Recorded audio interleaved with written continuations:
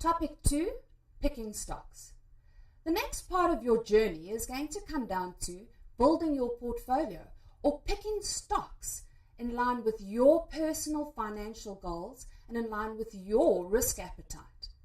So where do you start? How do you choose which of the 100 stocks available to include in your portfolio? Well, one of the mechanisms or one of the ways you can choose is according to the size of the company. Take, for example, Fat Cat Limited, whose share price is trading at 100 Rand a share. Compare this to Built Limited. Their share price is trading at 10 Rand a share. Now, do not make the mistake of assuming that just because it's got a higher share price, that the company is in fact bigger. No, what we need to consider is the market capitalization values of these companies. Market capitalization actually takes the share price and multiplies it by the numbers of shares in issue. It gives you a total value, a total market value of the company, and we use this as an estimate of their market size. So, Fat Cat Limited, let's say they have 1,000 shares in circulation, and Built Limited, they have 20,000 shares in outstanding. So now, in fact, when we look at their market capitalization values, Fat Cat Limited has roughly 100,000 Rand in market value, and Built Limited 200,000. So, in this example, it's in fact Built Limited that is the bigger in size or market value.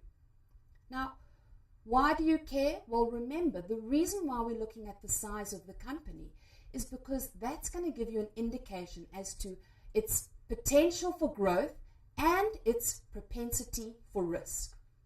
So, according to market capitalization, we can distinguish between small caps, mid caps, and even large caps. Caps obviously being short for capitalization.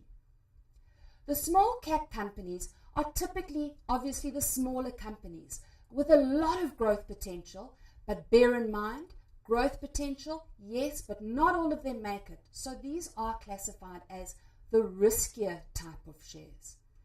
We actually associate small cap shares often to penny stocks.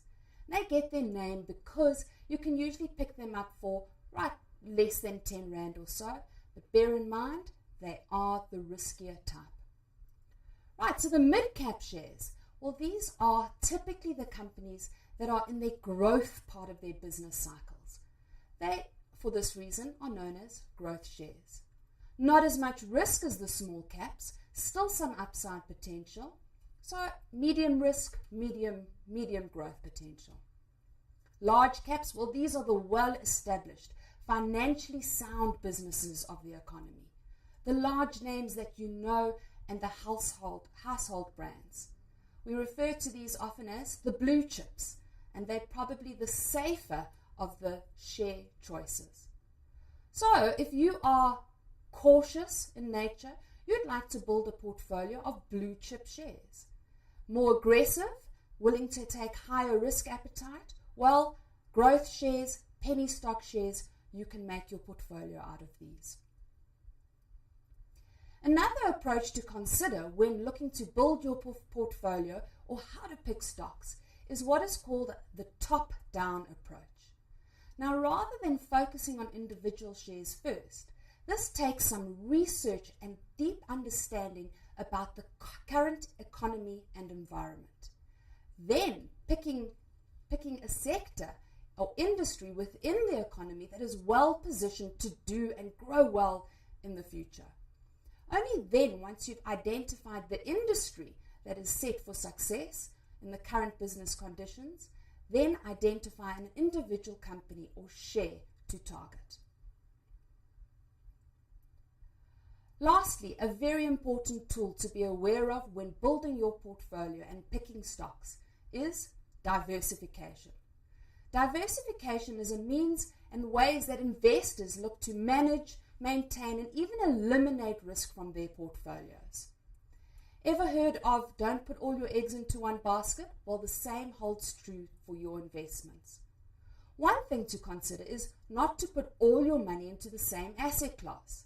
For example, spreading it across different assets with different risks, such as some in bonds and then some in shares too.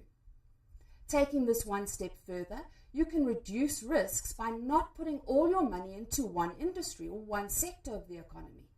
And then, of course, diversification means not putting all your money into one share.